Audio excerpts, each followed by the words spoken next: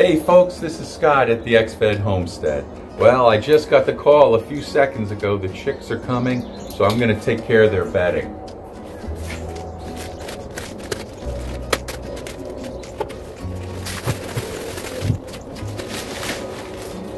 Oh, they're already at the post office, so I just got to get a little water and food ready for the chicks as they come. That's too much bedding. I'll put them over there.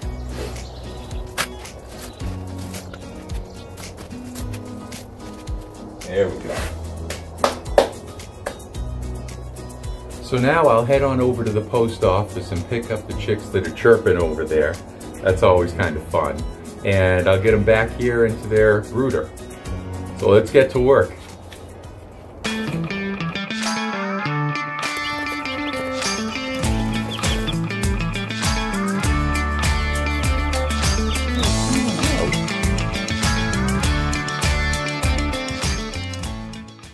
Now the post office isn't far, it's in the center of town.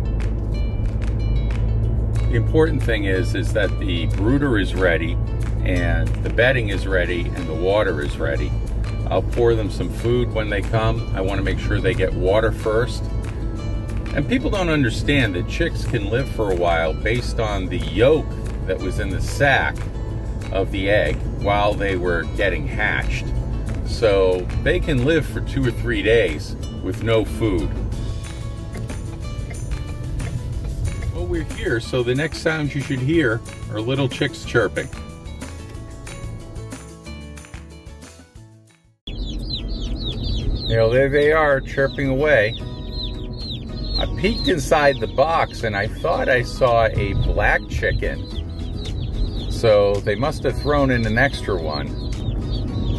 We'll see when we crack the box open.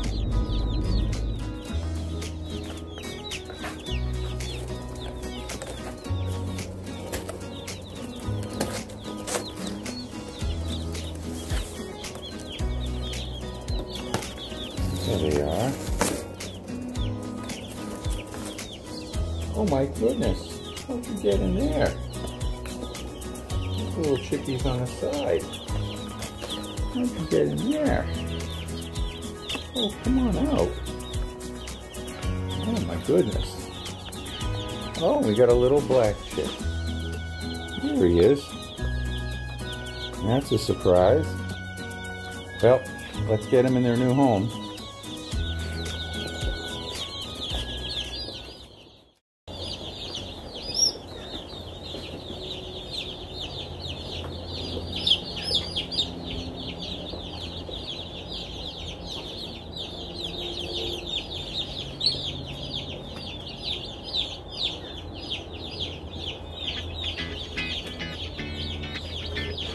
I put the heat lamp in before I went to put them inside here, and I put a little apple cider vinegar in their water.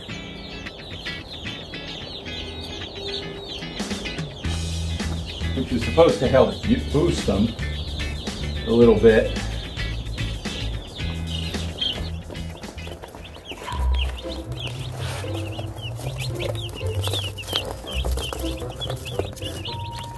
They had some trouble finding the feeder.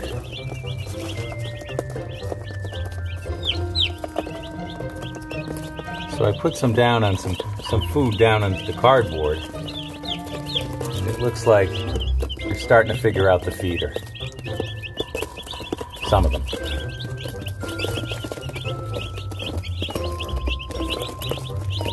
Figured out. They definitely have the waterer figured out.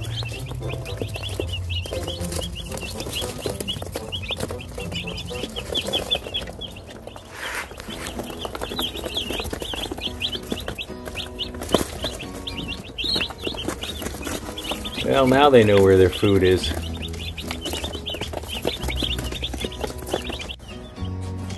Well, I shut off the heat lamp for a while. It was too hot in there.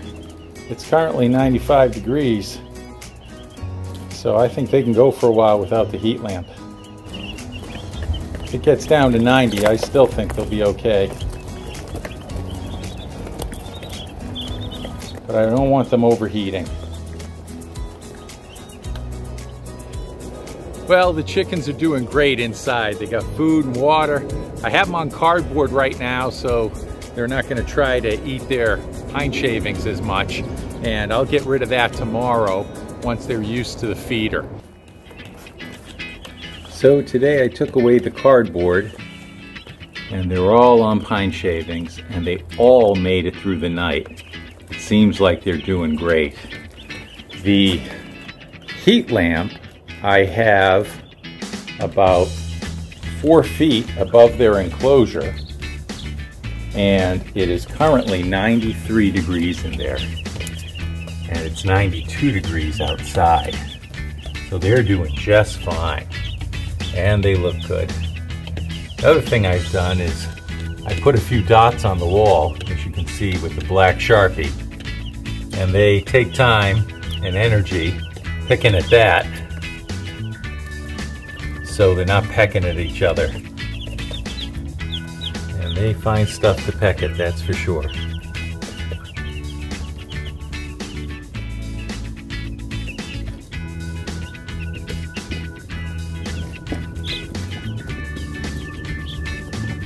They love to find stuff to pull at. They're pulling at a little piece of cardboard over there. It's amazing, the instincts. Once one sees something to peck at, they all go after it. These little chicks are cute, but don't forget, in 8 weeks they're going to graduate from here.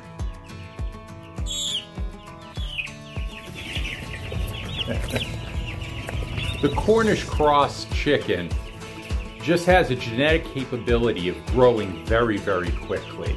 In 3 weeks, these chicks will go from this brooder into my chicken tractor outside and eat the bugs and the insects and the grass and all the natural things out there. And then in 8 weeks, they'll be ready to graduate. And by graduate, I mean they'll be going to freezer camp. So they'll have a great life up until then. And like we say, they only have one bad day. But I'm going to enjoy them while they're here. And it is a lot of fun to look down at them and see how they're doing and to know that they're in good care. This is Scott at the XFed Homestead. We'll see you next time.